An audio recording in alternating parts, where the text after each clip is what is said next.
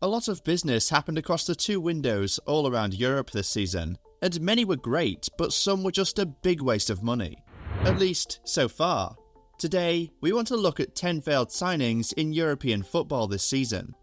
But before we get to that, quickly go give the video a thumbs up and subscribe to the channel, so you don't miss out on all our interesting videos. Okay, now let's get to the list. Mykhailo Mudryk.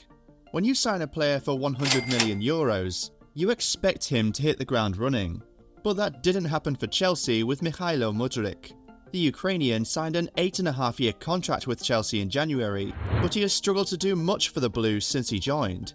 The speed star has managed just 2 assists in his 17 appearances for Chelsea so far. No goal yet. Not very great. Chelsea will be hoping that their 22-year-old left winger can improve massively next season under a new coach. Richarlison. Spurs bought Richarlison for £60 million and expected him to be a great addition to the attack, but he has been so far from that so far. He has managed just 1 goal in 27 appearances this season, and I'm sure you remember the goal. That late one against Liverpool, which ended up being an unimportant goal in the grand scheme of things. Surely they were expecting a lot more from him, especially considering he got 10 Premier League goals for a relegation-threatened Everton last season. Pierre-Emrick Aubameyang. Chelsea signing Aubameyang from Barcelona for €12 million felt like a really good bargain on paper. The London club had just sent their striker out on loan, and replacing him with a Premier League Golden Boot winner who they got for a low price looked like a really brilliant idea, the perfect deal. But it turned out to be not a very good one. A lot of it was down to Thomas Tuchel being sacked so early in the season, and Graham Potter just not fancying the former Arsenal man. But whoever takes the blame doesn't really matter. The point is that Aubameyang to Chelsea last summer turned out to be a failed signing. Philippe Coutinho. Just like the Aubameyang to Chelsea move, Coutinho to Aston Villa seemed like a very logical move initially. He moved to Villa on loan in January 2022 and enjoyed a really good spell, so they made the move permanent in the summer. Well, this season the entire story changed. He has been so far from good for Aston Villa. He scored just 1 goal and provided no assists at all in his 22 appearances this season. When Unai Emery got signed mid-season, he quickly got tired of the Brazilian and completely relegated him to the bench. And it quickly got worse. These days, Coutinho is no longer a bench player because he doesn't even get included in the squad anymore. The Brazilian midfielder was included in the matchday squad just once between the last week of February and the end of the season. Yes, it was that bad.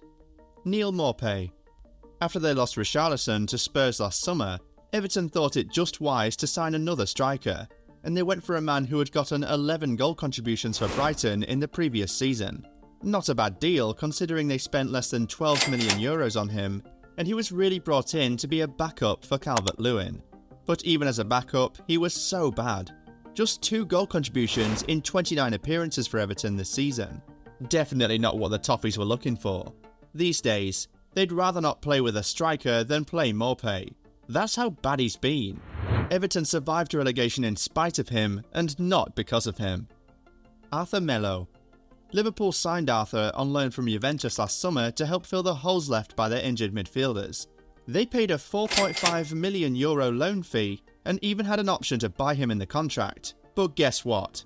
Just after signing the deal, this guy who was brought in to stand for injured players picked up an injury himself, which ruled him out of action for pretty much the entire season. Of course, Liverpool have decided not to take the option to buy, so the Brazilian leaves after playing only 13 minutes of football for the Liverpool first team all season. Now, that right there is a definition of a failed signing. Jesse Lingard. When Lingard's contract with Manchester United expired last summer, we all expected that he'd move to West Ham, where he had previously enjoyed a loan spell. But he chose instead to move to newly promoted Nottingham Forest, who were offering a lot more in wages. That move turned out to be bad for all parties. Although Forest managed to survive relegation, they did it in spite of their highest paid player, not because of him. The coach got so tired of Lingard that he just stopped playing him at some point in the season. The Englishman has played just 60 minutes of Premier League football for Forest this year, but he still goes home with £200,000 per week. Now, that's exactly what you call a failed signing. The good news for Nottingham Forest is that he signed for just 1 year, so he will most likely be leaving this summer, as we don't see Forest renewing a deal which didn't serve them in the slightest. Paul Pogba. We know Pogba is a very talented player, that will never be in question. But as far as this season goes, you have to say he was a failed signing. He rejoined Juventus for free from Manchester United last summer, and was offered a pretty hefty salary along with a number 10 jersey. But the Frenchman got injured just after signing the contract, and he went on to miss almost the entirety of the season. Juventus thought they'd be getting the version of Pogba who played for them between 2012 and 2016, and helped them to a Champions League final during that time. But it turned out they didn't get any version at all, because he barely played for them this season. Dele Alli. Dele Alli moved to Besiktas on loan last summer after a bad 7 months at Everton.